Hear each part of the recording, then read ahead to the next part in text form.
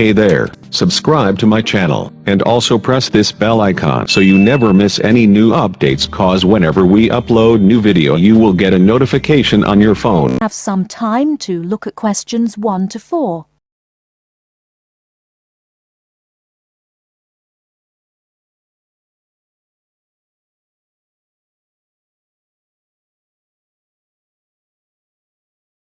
Listen carefully and answer questions 1 to 4. Good afternoon. I have with me in the studio today Dr. Stephen Phillips, author of the new book Silver Lining, which is an investigation into UFOs. Now, Dr. Phillips, can you tell us a little about your book? Yes, certainly. Over the last 12 years, I've become increasingly interested in the subject of UFOs, and this book is a compilation of all the sightings that I've heard about, together with evidence. You see, so many people are convinced that there is life on other planets that I thought I would do some research myself. And what did you find? Are we alone in the universe? You sound skeptical. Well, you'll have to buy the book to find out my personal conclusion, but I can tell you this. There are a lot of sightings in a number of different countries, and the surprising fact that I have found is that despite never having met each other, a great number of these witnesses describe an almost identical object. Now, I realize that television and the media has given us all a mental picture of a UFO, a silver ship with bright lights that moves at very high speed. What interested me was that in all the eyewitness accounts I heard, people gave very precise and detailed descriptions that varied only slightly. Reports from America, Europe, even Asia, all share a significant number of similarities. Interesting. Tell me, have you been able to see any evidence yourself? Well, no. My aim in writing this book was not really to present my own opinion, but to gather all the information available and collate it into a kind of reference guide. Personally, I don't have anything much to add apart from the conclusions that I've drawn from the accounts I've heard. I understand that there is a strong body of opinion that claims there is hard evidence that is being suppressed by the American government. Could you comment on that?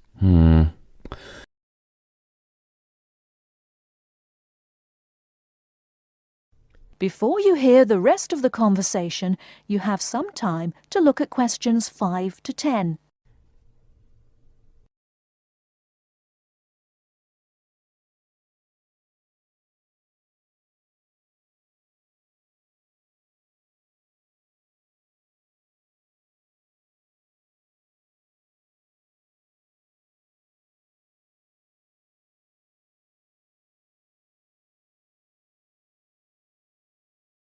Now listen and answer questions 5 to 10. Personally, I don't have anything much to add apart from the conclusions that I've drawn from the accounts I've heard. I understand that there is a strong body of opinion that claims there is hard evidence that is being suppressed by the American government. Could you comment on that? The second chapter of my book actually talks about a place in America that has often been in the media, Area 51. Area 51? Yes, it's a military base in New Mexico. In 1947, a man called McBrazel claimed... Sorry, who? McBrazel. That's M-A-C, capital B, R-A-Z-E-L. Anyway, McBrazel claimed to have found pieces of an alien spacecraft on his farm in Roswell. Now, many people believe that this was true and that the government of the time took the debris. Since that time, they have denied all knowledge of any such find, and accounts by the many leading experts at the time dismissed the claim, believing that McBrazel had actually found pieces of a higher altitude weather balloon that had disintegrated. Now, the lack of information combined with the large number of conspiracy theorists means that no useful scientific conclusion can be drawn, but I have found out one or two surprising details. Again, you'll have to buy the book if you want to find out more. Okay. Now, I understand that an overwhelming majority of UFO sightings occurred in America. Do you find that in any way relevant? Well, as I mentioned before, there are a large number of conspiracy theorists, and the popularity of science fiction programs in America could lead you to suspect that these sightings may be nothing more than an overactive imagination. However, I have found that there are a number of other factors that determine UFO sightings. In Northern Europe, the number of reports is very low, whereas in Southern Europe, where there is more open space, less light pollution, and generally clearer skies, the number of sightings increases.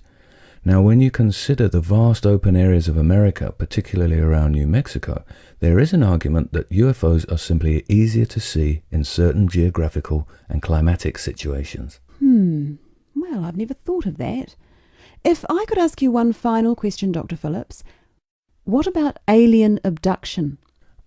Well, I don't really cover that in my book. You see, I was looking to present facts from which people could draw their own conclusions. With these reported abductions, I've found them to be very unreliable. Well, thank you very much for your time. Before we finish, I'd just like to add that Silver Lining is available at all leading bookstores, priced at £19.99. Until next week, goodbye. That is the end of part 1. You now have half a minute to check your answers.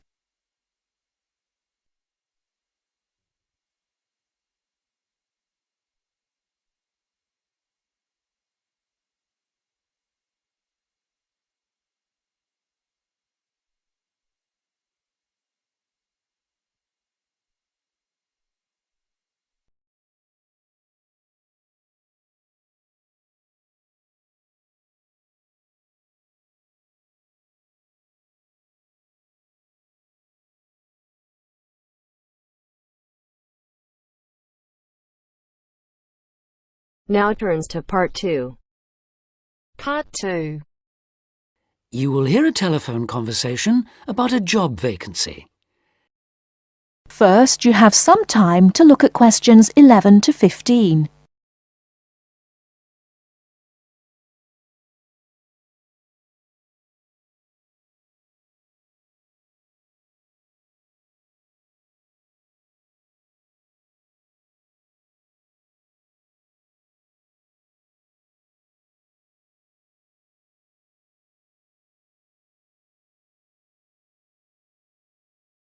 Now, listen carefully and answer questions 11 to 15.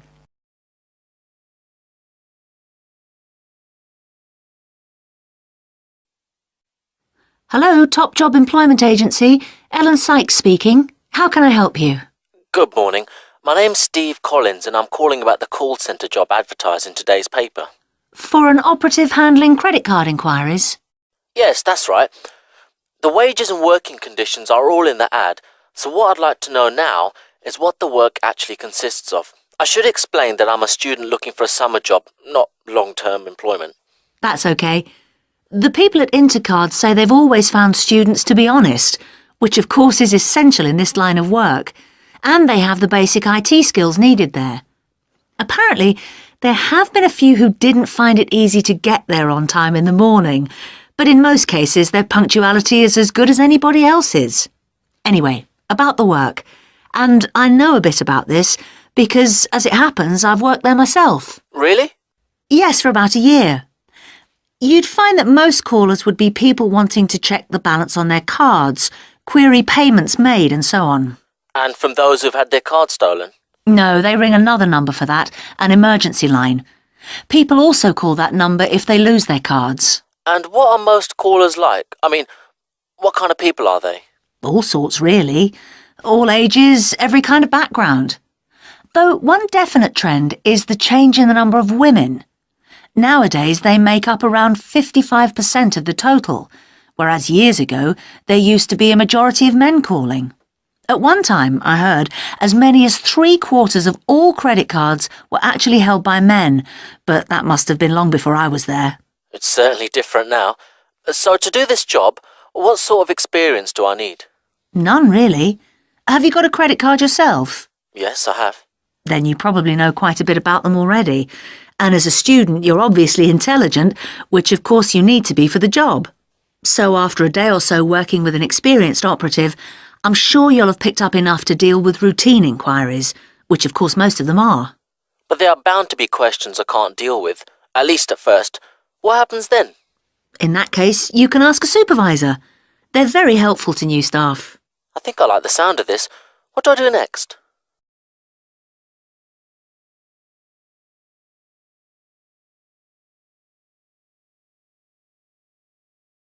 Before you hear the rest of the talk, you have some time to look at questions 16 to 20.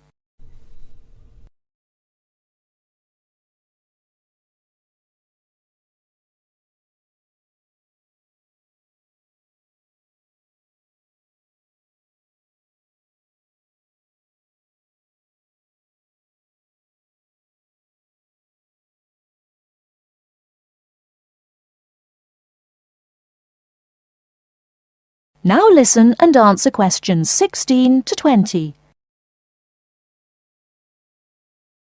Can you get over there for 9:45 on Monday morning for an interview? Definitely, yes. Whereabouts are they? In Riverside Business Park. Do you know it? Yes, I've been there once. How do you usually travel? By bus. Right. So you take either the 136 or 137 to the bus station, and when you come out of there, you turn right. Along Orchard Road, that is. The road from the railway station? Yes, that's right. You go past the petrol station next to the car dealers, then carry on down the road. Do I take the first left at the main car park? Well, you could do that, and walk up Newfield Avenue alongside the shopping centre, but it's a long way round. I'd suggest continuing along Orchard Road with the water company and then the insurance offices on your right. They used to be local government offices, by the way. Yes, I remember those. And you keep going until you reach the advertising agency.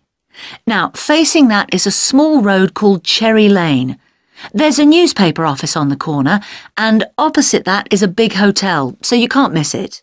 And how far down that road is it? Well, they aren't actually in Cherry Lane. You walk as far as the next junction and turn right into Armand Drive at the mail centre. Intercard is in the third building on the right, between the airline offices and the shipping company. Fine. I'll be there on Monday. Thanks very much. Bye. Good luck. Bye.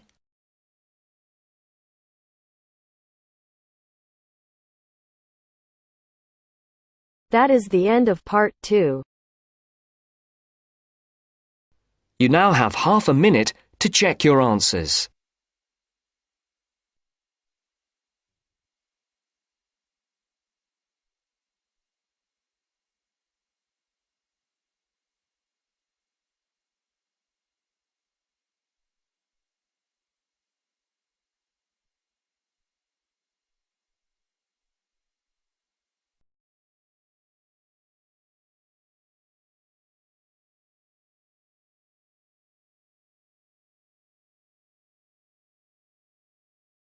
Now turns to part 3. Part 3. You are going to listen to a radio programme about buying a house. First, you have some time to look at questions 21 to 25.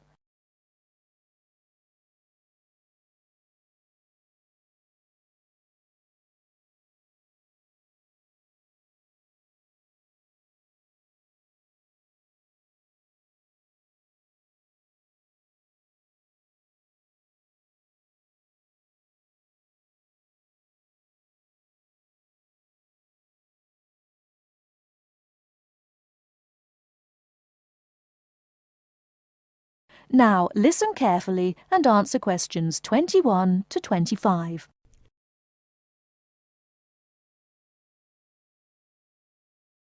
Good afternoon, listeners. Today, I'd like to welcome Edward Fox, who is going to talk to us today about buying a house. Edward. Thank you, Eunice. For most people, at least, buying a house is a major life event, and probably the single most expensive item you are ever likely to buy. It is also a place that you can make your home. Therefore, thinking carefully before you make a purchase is of the utmost importance. One of the most important things to consider before buying any property is the location. Because remember, it is where you plan to spend a large part of your life, or indeed the rest of your life in some circumstances. Therefore, consider the type of life you enjoy leading. Are you a very sociable person who enjoys nightclubs and discos? If so, then you may wish to consider something close to the city, or indeed in a city where it is convenient for all types of nightlife. On the other hand, if, like me, you prefer a quieter life, then you may want to consider something away from the city. However, do remember that proximity to your place of work is also important. Indeed, we spend most of our life at work, and you don't want to have to spend 2 or more hours every day travelling to work now, do you? Therefore, transport is the utmost importance. City suburbs, however, are often conveniently located for commuting to work. All for shopping. Without being in the heart of a busy city. You may, however, think that a house in the suburbs would be far too expensive.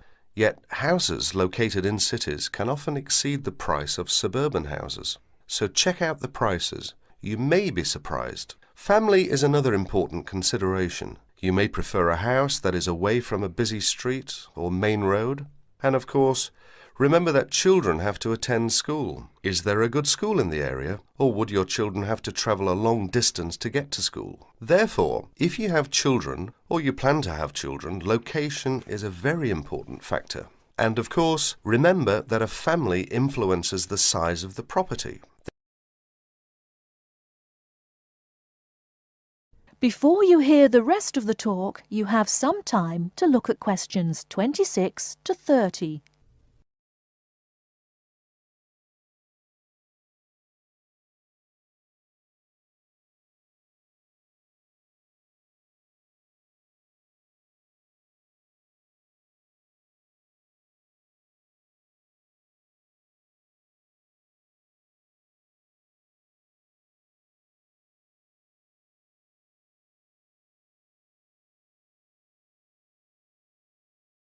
Now listen and answer questions 26 to 30.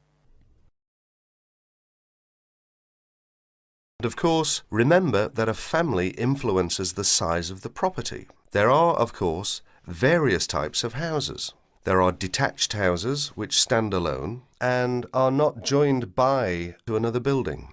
Then there are semi-detached houses, which, incidentally, are the most common, and for good reason. Because they are less expensive than detached houses, this is because they are, in fact, two houses joined together, and therefore take up less space. And finally, there are townhouses, which are many houses joined together to form a long row. But don't think that townhouses are less expensive than semi-detached houses. They rarely are. This is because they are usually built in cities where the prices of property is very expensive indeed. The age of property is another consideration.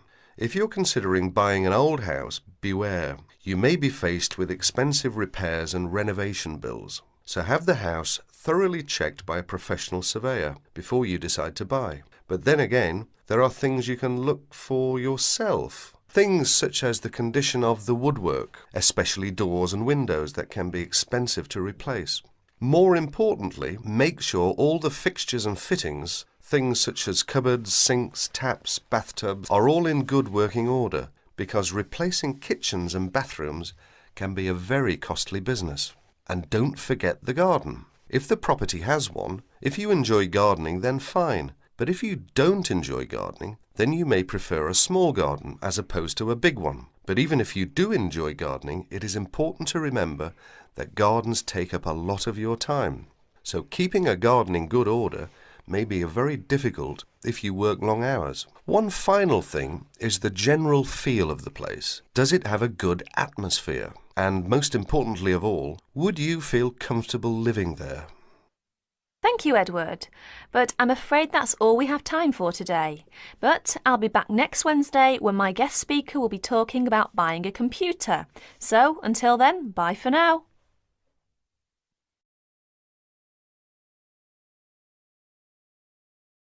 That is the end of part 3. You now have half a minute to check your answers.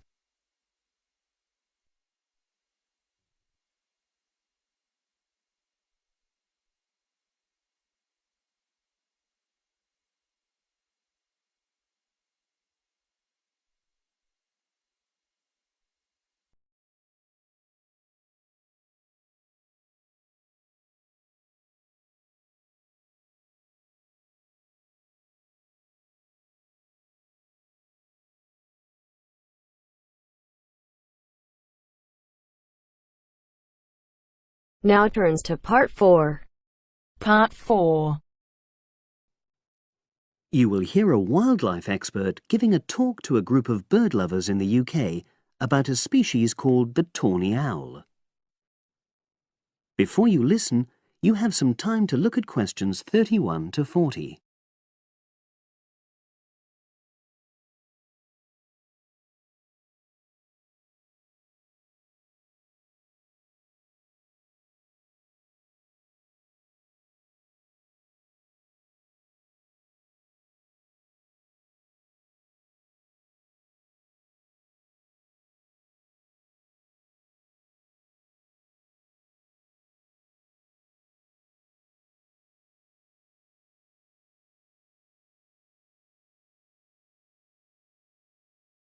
Now listen and answer questions 31 to 40. Good evening, everyone. You're all likely to be familiar with pictures of the tawny owl. Because of all the owl species in the UK, it's actually the most common one. But the chances are that you're more likely to have heard one than actually seen one, as it's also strongly nocturnal. This means that it normally ventures out at night. So, what kind of habitat does the tawny owl prefer? Well, a survey carried out in the 1980s confirmed that this owl is most likely to be found in woodland. If you look at a map of tawny owl distribution across Britain, you'll only see gaps in the treeless marshy areas of eastern England and in some of the more upland parts of northwest Scotland. However, you can sometimes find populations of tawny owls in urban areas too, either in parks or in large gardens. The tawny owl shows some obvious adaptations to its natural habitat. For example, both its wings and its tail are short, which helps it to maneuver through the trees. Also, the bird's plumage is a mixture of brown and grey, and this provides suitable camouflage for when the owl perches up against a tree trunk. Then there are its large eyes. The tawny owl's visual capacities are considerably better than those of humans, and although it can't see in complete darkness, it's sufficiently well equipped to be able to navigate its way around woodland on all but the most overcast nights. Another factor that contributes to the tawny owl's success as a hunter is its excellent memory of the layout of different areas. If you combine this ability with the owl's strongly territorial and sedentary nature, most populations of tawny owl are sit-and-wait predators, you realize that it has a good opportunity to predict where prey might be found. Finally, as well as having large eyes, the owl's sense of hearing is excellent, and this helps it to locate potential prey as it sits on its perch.